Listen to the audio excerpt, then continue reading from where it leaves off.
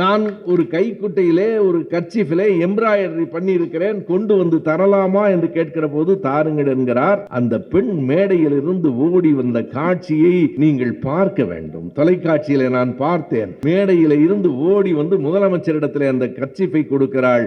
அந்த கைக்குட்டையிலே என்ன எழுதி இருக்கிறது தெரியுமா? வேறு ஒன்றுமே இல்லை. வெள்ளை நிற கைக்குட்டையில் சிவப்பு எழுத்துகளில் ஒரே ஒரு சொல் இருக்கிறது, அப்பா என்று எழுதியிருக்கிறது. இன்றைக்கு நடந்த நிகழ்ச்சியை நான் சொல்லுகிறேன். அப்பா கீழே என்ன எழுதியிருக்கிறது என்றால், ஈழ மகள் சாரா என்று எழுதியிருக்கிறது. அப்பா ஈழ மகள் சாரா என்று எழுதியிருக்கிறது. இதைவிட பெரிய சொத்து வேறு என்ன நாம் சேர்த்து விட போகிறோம்? எங்கோ பிறந்த ஒரு பெண். உண்மையான பாசத்தோடு நான் எதனை கவனித்தேன் என்றால், அந்த பெண் அழுது கொண்டே பேசினாள், தலைவரிடத்திலே சிரித்துக் கொண்டே அந்த கைக்குட்டையை கொடுத்தாள். அந்த கண்ணீரும் உண்மை, அந்த புன்னகையும் உண்மை. இவர்கள் எதற்காக திருப்பரங்குன்றத்திலே சண்டை பிடிக்கிறார்கள்? பொருளாதார உற்பத்தியை குறைப்பது எப்படி, கூட்டுவது எப்படி என்றால், எந்த விளக்கில் எந்த தூணில் விளக்கேற்றுவது என்பது ஒரு சிக்கலா நான் கேட்கிறேன். எனக்கு மற்றவர்கள் சொன்னால் புரிந்து கொள்ள முடியும், ஒரு நீதிபதியே சொல்லுகிற போது என்னால் புரிந்து கொள்ள முடியவில்லை. உங்களுக்கு புரிகிறதா என்று பாருங்கள். அந்த நீதிபதி சொல்லுகிறார், இது வெறும் தூணில் விளக்கேற்றுகிற பிரச்சனை அல்ல, இது சொத்துரிமை பிரச்சனை. எனக்கு புரியவில்லை. எந்த தூணில் விளக்கேற்றுகிறோம் என்பதை பொறுத்து சொத்து மாறி போயிடுமா? இது எப்படி சொத்து உரிமை பிரச்சனையாக ஆகும்?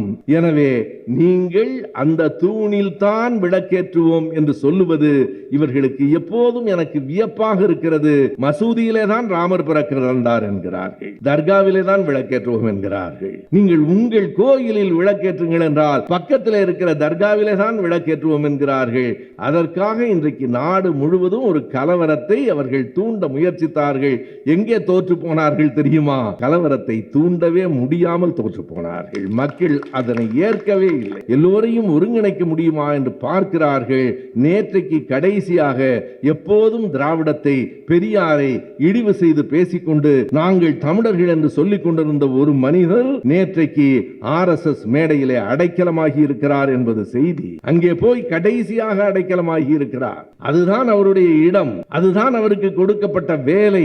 எனவே துரோகிகள் இந்த நாட்டில் திராவிடத்தை, தமிழ்நாட்டை அழித்துவிட முடியும் என்று கருதுகிறார்கள். ஒரு விளக்கு தூண் பிரச்சனையை வைத்துக் கொண்டு கலவரத்தை உருவாக்க முடியுமா என்று பார்க்கிறார்கள். இன்றைக்கும் நீங்கள் வடநாட்டில் என்ன நடக்கிறது, தமிழ்நாட்டில் என்ன நடக்கிறது என்று எண்ணி பாருங்கள்.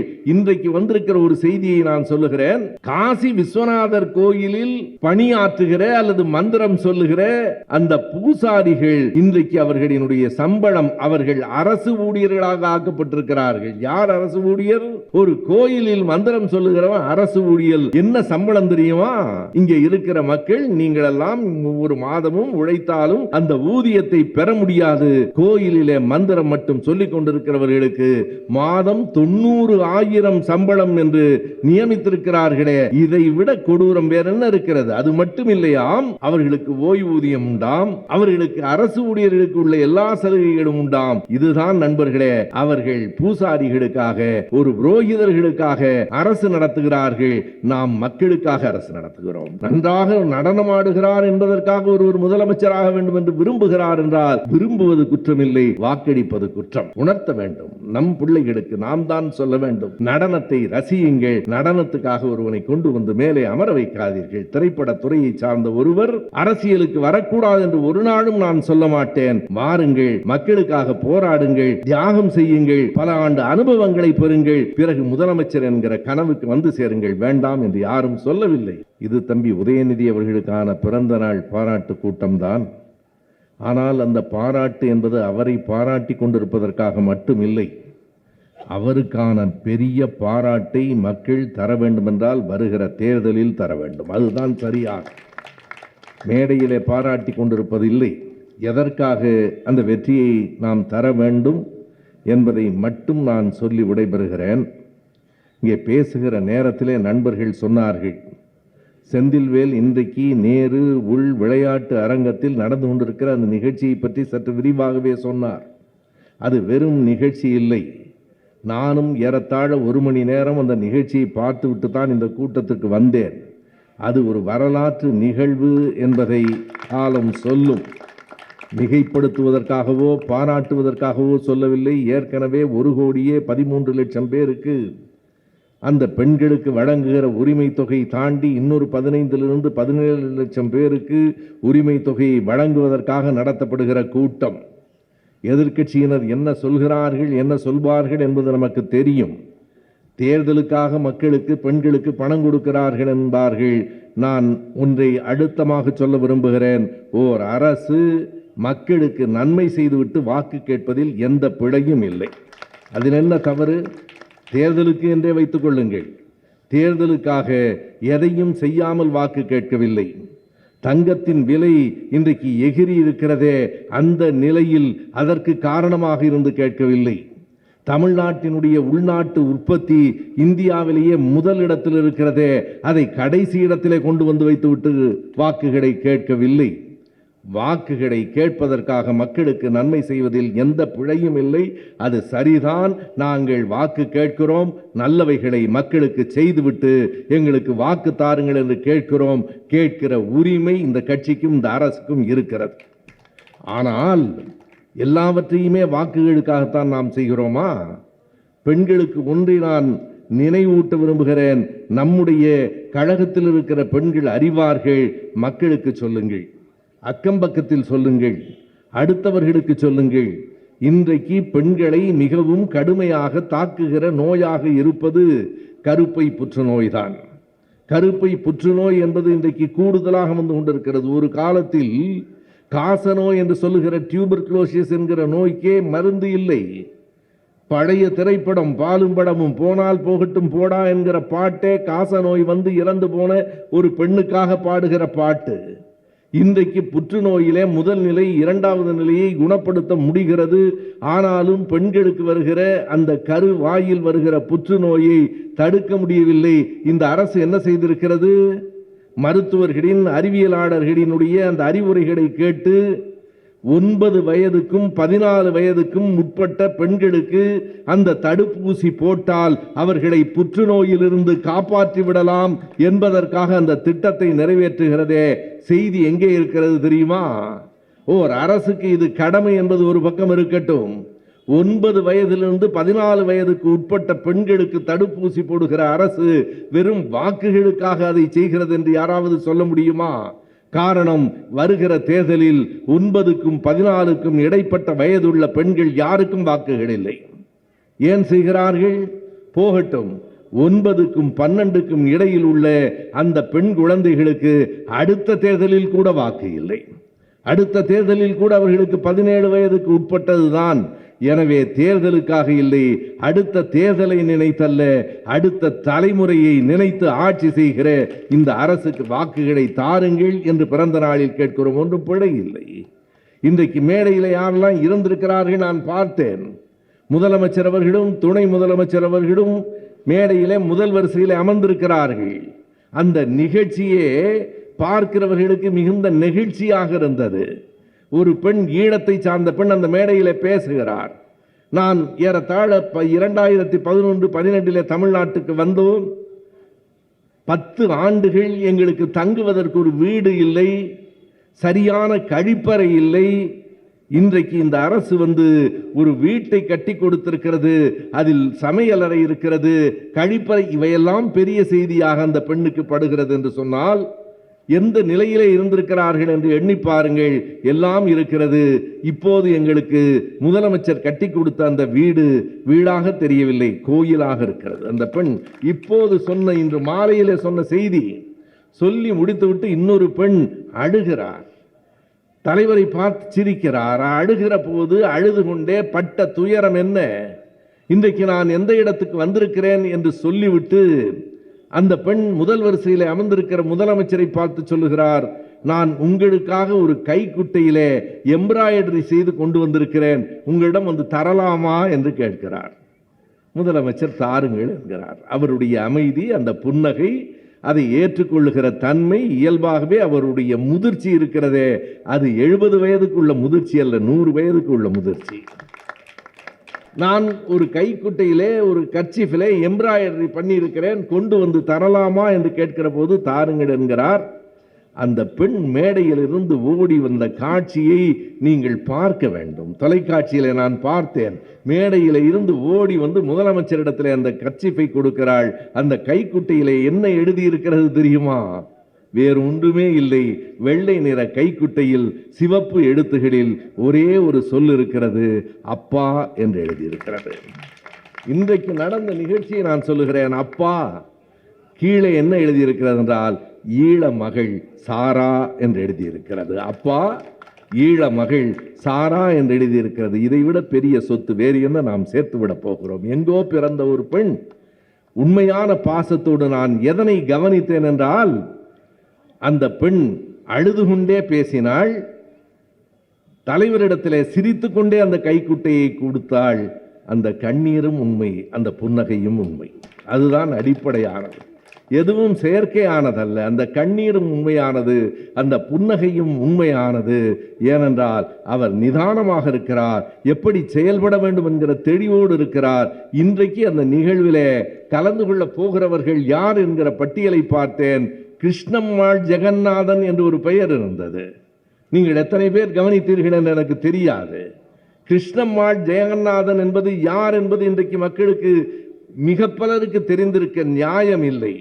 அவர் மேடைக்கு விழாவுக்கு வந்தாரா என்றும் எனக்கு தெரியாது. வந்திருக்க வாய்ப்பு குறைவு. காரணம், என் கணக்கு சரியாக இருக்குமானால் அந்த அம்மையாருக்கு வயது 98 அல்லது 99.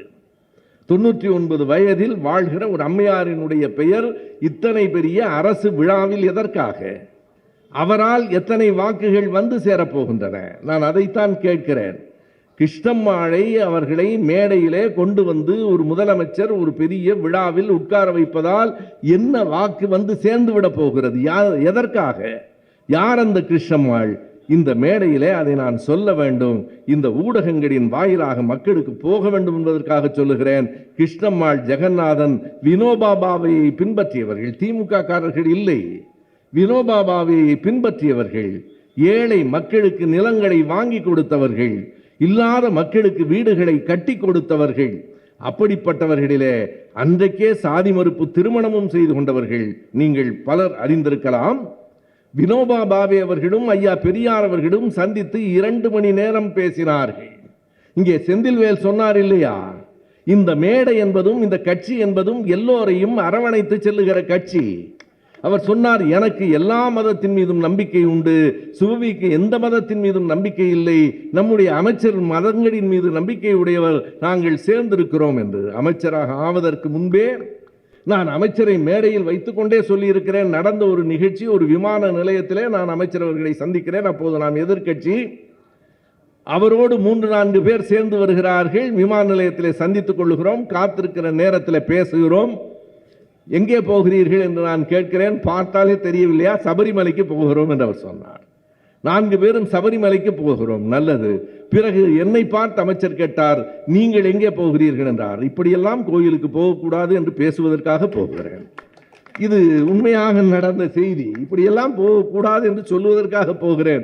2 பேரும் ஒரே விமானத்தில் போகிறோம், ஒரே கட்சியில் இருக்கிறோம் என்றால் அவரவர் நம்பிக்கை அவரவருக்கு, அவரவர் விருப்பம் அவரவருக்கு. நாம் யாரிலும் தடுப்பதில்லை. 2 நாள்களுக்கு முன்னால் திருவொற்றியூரில் நடந்த கூட்டத்தில் ஒரு நண்பர் பேசியதை நான் மேடையில் சொன்னேன், மறுபடியும் சொல்லுகிறேன். அந்த மேடையில் இருக்கிறவர் மக்களை பார்த்து கேட்கிறார், கார்த்திகை அன்றைக்கு உங்கள் வீடுகளில் விளக்கேற்றினீர்களா? ஏற்றினோம், அதில் ஒன்றும் விடையில்லை, விருப்பம். அடுத்த கேள்வியை கேட்கிறார், நீங்கள் உங்கள் வீட்டில் விளக்கேற்றலாம், பக்கத்து வீட்டில் ஒரு சாய்வு இருந்தால் அவர் வீட்டில் போய் விளக்கேற்றலாமா என்று கேட்கிறார். அந்த அம்மா சொல்லுகிறார், அது தப்புங்க, அதுதான் தமிழ்நாடு, அது தப்புங்கன்னு அந்த அம்மா சொன்னிச்சு. நம்ம வீட்டில் ஏற்றலாம். இன்றைக்கு என்ன நடக்கிறது? கிருஷ்ணம்மாள் ஜெகநாதன் அவர்களை பற்றி நான் சொல்ல வேண்டுமானால், உழுபவருக்கே நிலம் சொந்தம் என்கிற ஒரு சங்கத்தை அவர்கள் நடத்தினார்கள். 1957ஆம் ஆண்டு ஜனவரி மாதம் 19ஆம் தேதி திருச்சியில் இருக்கிற தேசிய கல்லூரி நேஷனல் காலேஜ் என்கிற இடத்தில் ஐயா பெரியார் அவர்களும் வினோபாபாய் அவர்களும் சந்தித்து 2 மணி நேரம் உரையாடினார்கள். இவர்கள் தான், கிருஷ்ணம்மாளும் ஜெகநாதனும் தான் அந்த சந்திப்புக்கு ஏற்பாடு செய்தார்கள்.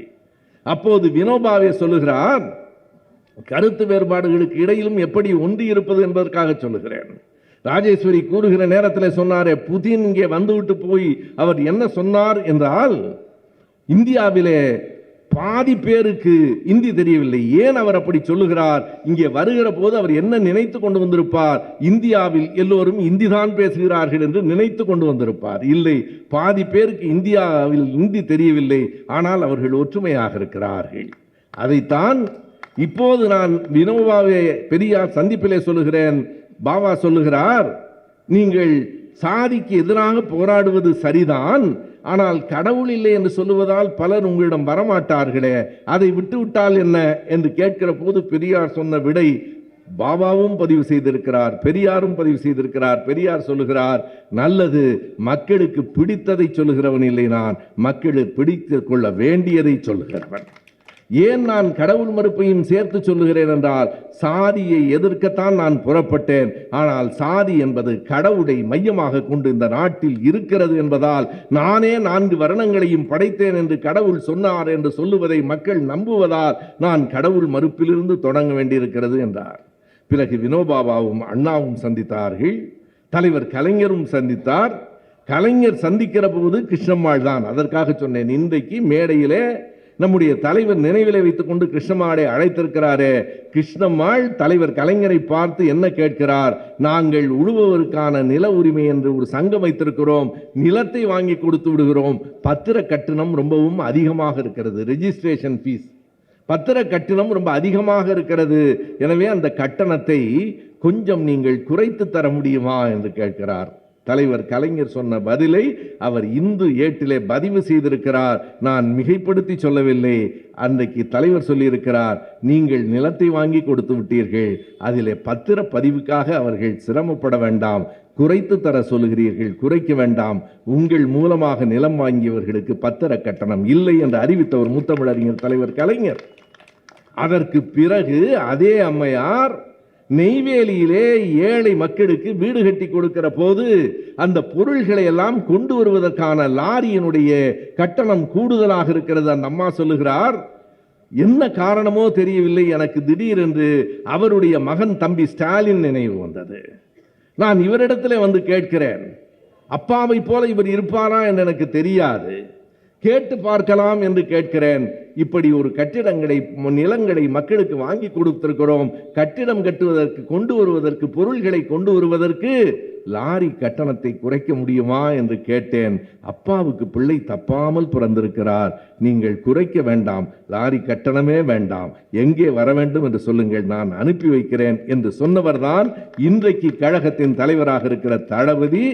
நினைவு வைத்துக் கொண்டு இந்த விழாவிற்கு கிருஷ்ணம்மாளை அழைத்திருக்கிறார் என்றால், சின்ன பெண்ணை மட்டுமல்ல, வயதான 99 வயதான அந்த அம்மையாரையும் நினைவு வைத்துக் கொள்ளுகிறவர் தமிழ்நாட்டையும் நினைவு வைத்துக் கொண்டிருக்கிறார். தமிழ்நாடு அவரை நினைவு வைத்துக் கொள்ள வேண்டும்.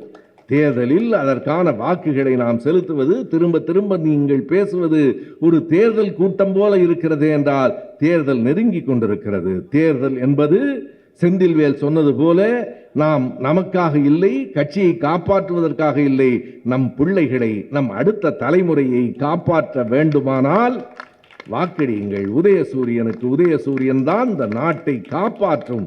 இதை நாங்கள் உள் மனத்தின் ஆழத்திலிருந்து சொல்லுகிறோம், மேடைக்காக இல்லை. இதை ஒவ்வொருவரும் சொல்லுங்கள், இந்த வேலைகளை தொடங்குங்கள். எதற்காக?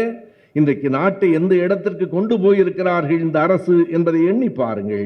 எடுத்து சொன்னார்கள். இன்னமும் அதற்கு கூடுதல் விவரங்களோடு நான் சொல்லுகிறேன். ஏனென்றால் செய்தியை அவர்கள் சொல்லிவிட்டார்கள். இந்தியாவிலேயே உள்நாட்டு உற்பத்தியில் தமிழ்நாடு முதலிடத்தில் இருக்கிறது. நீங்கள் இந்தியாவில் பொருளாதாரத்தில் எந்த மாநிலங்களெல்லாம் முன்னேறி இருக்கின்றன? நேற்றைக்கு வரைக்கும் அது மகாராஷ்டிரம், 2வது தமிழ்நாடு, 3வது கர்நாடகம், 3வது குஜராத், 4வது கர்நாடகம். இதிலே ஒரு செய்தியை கவனியுங்கள். குஜராத்தும் மகாராஷ்டிரமும் முன்னேறி இருப்பதில் வியப்பு இல்லை. அவை மேலை நாடுகளில் இருந்து வருகிற எல்லோருக்கும் நுழைவாயிலாக இருக்கின்றன. ஆனால் தமிழ்நாடு அப்படி இல்லை. ஆனால் இன்றைக்கு 2வது இடம் இல்லை. பெரியோர்களே, உரத்து கையொலி எழுப்புங்கள். இந்தியாவில் முதல் மாநிலம் பொருளாதாரத்தில் தமிழ்நாடு தான். எவ்வளவு கூடியிருக்கிறது? 26.7 லட்சம் கோடியிலிருந்து, நான் சொல்லுகிற கணக்கு அப்படியே அரசாங்கத்தின் கணக்கு, 26.7 லட்சம் கோடியிலிருந்து இன்றைக்கு தமிழ்நாட்டின் உள்நாட்டு உற்பத்தி 31.2 லட்சமாக கூடியிருக்கிறதே. நாம் நம் முதலமைச்சரை, இந்த கழக அரசை பாராட்ட வேண்டாமா? நம் கழக அரசுக்கு நன்றி சொல்ல வேண்டாமா? அந்த அளவிற்கு இன்றைக்கு பொருளாதாரத்திலே முன்னேறி இருக்கிறோம். ஆனால் இவர்கள் எதற்காக திருப்பரங்குன்றத்திலே சண்டை பிடிக்கிறார்கள்? பொருளாதார உற்பத்தியை குறைப்பது எப்படி, கூட்டுவது எப்படி என்றால், எந்த விளக்கில், எந்த தூணில் விளக்கேற்றுவது என்பது ஒரு சிக்கலா நான் கேட்கிறேன். எனக்கு மற்றவர்கள் சொன்னால் புரிந்து கொள்ள முடியும். ஒரு நீதிபதியே சொல்லுகிற போது என்னால் புரிந்து கொள்ள முடியவில்லை. உங்களுக்கு புரிகிறதா என்று பாருங்கள். அந்த நீதிபதி சொல்லுகிறார், இது வெறும் தூணில் விளக்கேற்றுகிற பிரச்சனை அல்ல, இது சொத்துரிமை பிரச்சனை. எனக்கு புரியவில்லை. எந்த தூணில் விளக்கேற்றுகிறோம் என்பதை பொறுத்து சொத்து மாறி போயிடுமா? இது எப்படி சொத்து உரிமை பிரச்சனையாக ஆகும்? எனவே நீங்கள் அந்த தூணில் தான் விளக்கேற்றுவோம் என்று சொல்லுவது இவர்களுக்கு எப்போதும் எனக்கு வியப்பாக இருக்கிறது. மசூதியிலே தான் ராமர் பிறந்தார் என்கிறார்கள், தர்காவிலே தான் விளக்கேற்றுவோம் என்கிறார்கள்.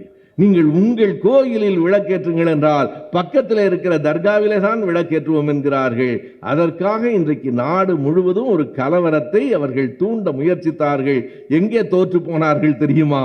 கலவரத்தை தூண்டவே முடியாமல் தோற்று போனார்கள். மக்கள் அதனை ஏற்கவே இல்லை.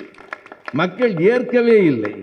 நாளைக்கு ஒரு கடை கூட திறந்திருக்காது என்றார்கள். ஒரு கடை கூட மூடவில்லை என்பதுதான் உண்மை.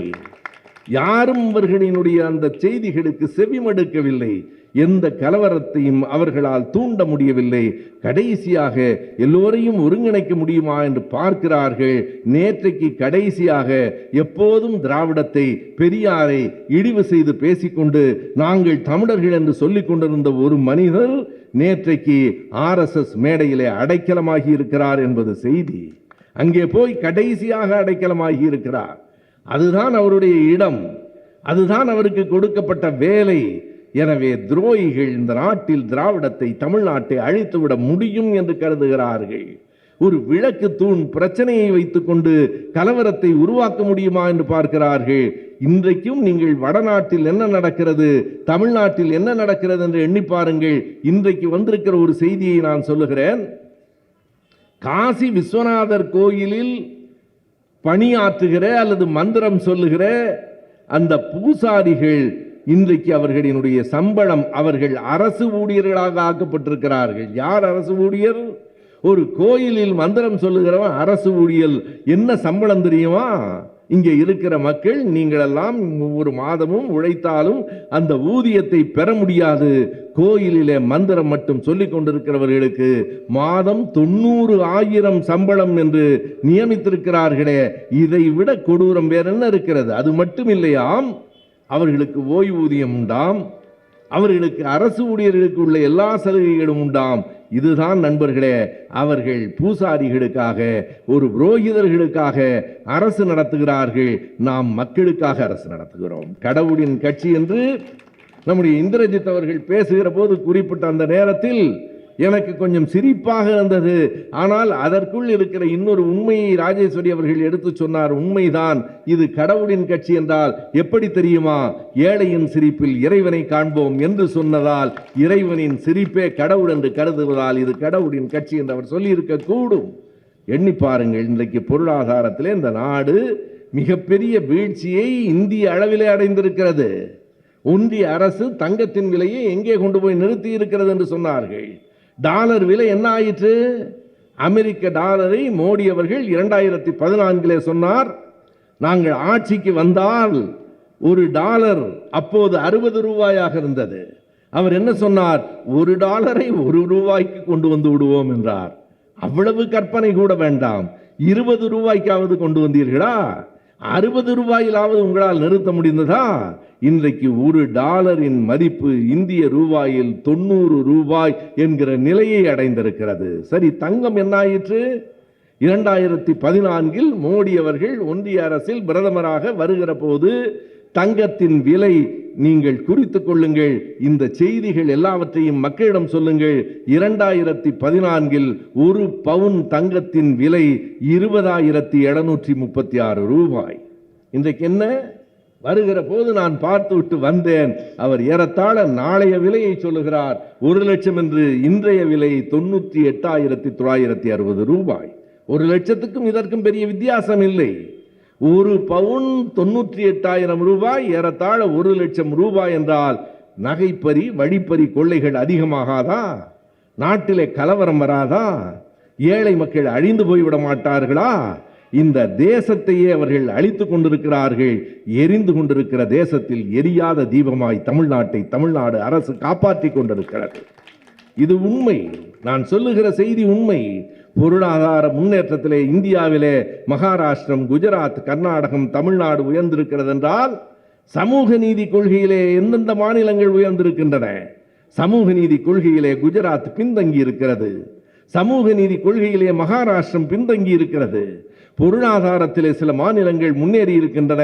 சமூக நீதியிலே முன்னேறி இருக்கிற மாநிலங்கள் என்று பட்டியல் போட்டால் கேரளம், தமிழ்நாடு, மேற்கு வங்கம், கவனியுங்கள், 2 பட்டியலிலும் இடம்பெற்றிருக்கிற ஒரே மாநிலம் தமிழ்நாடு தான். பொருளாதார வளர்ச்சியிலும் சரி, சமூக நீதியிலும் சரி முன்னேறி இருக்கிற ஒரே நாடு தமிழ்நாடு தான். இந்த தமிழ்நாட்டில் இன்றைக்கு நம்முடைய தலைவரும் துணை முதலமைச்சரும் இந்த நாட்டுக்காக உழைக்கிறார்கள். மிகச் சரியாக செந்தில்வேல் சொன்னார். சென்னையில், திருவொற்றியூர் போன்ற இடங்களில் எல்லாம் சென்ற மழைக்கு தேங்கிய நீர் இந்த ஆண்டு இந்த மழைக்கு இல்லை. வியாசர்பாடியிலே மட்டும் கொஞ்சம் மழை நீர் தங்கி இருந்தது உண்மைதான். ஆனால் காலையிலே ஒரு விழாவிலே துணை முதலமைச்சரை பார்த்தேன்.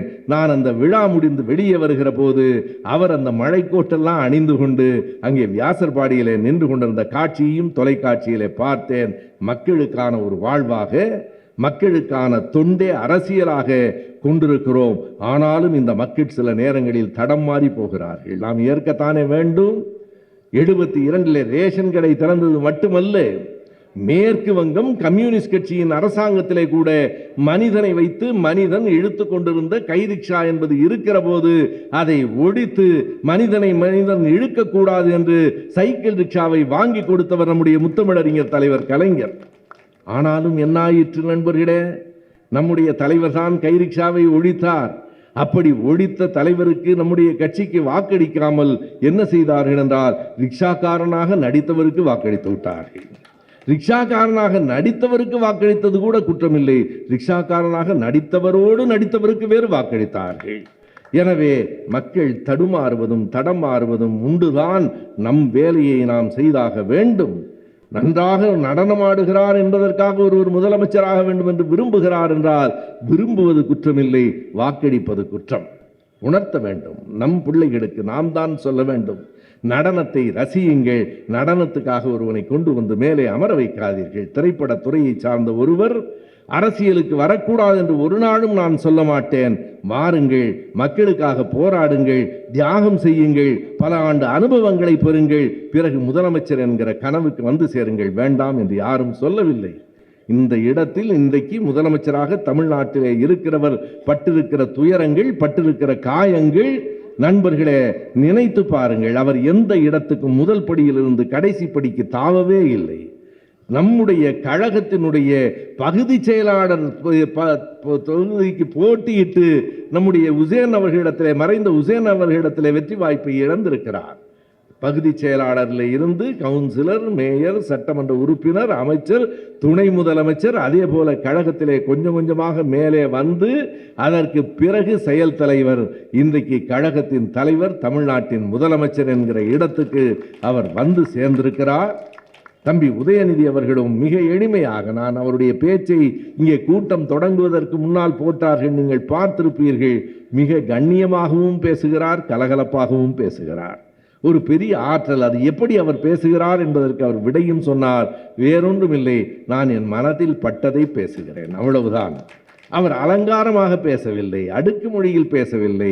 அவர் சரியாக சொன்னார், நான் மனதில் பட்டதை பேசுகிறேன், எளிமையாக இருக்கிறேன். மக்கள் என்னை அவர்கள் வீட்டு பக்கத்து வீட்டு பையன் போல் நினைக்கிறார்கள். இதைவிட பெரிய வெற்றி வேறொன்றும் இல்லை.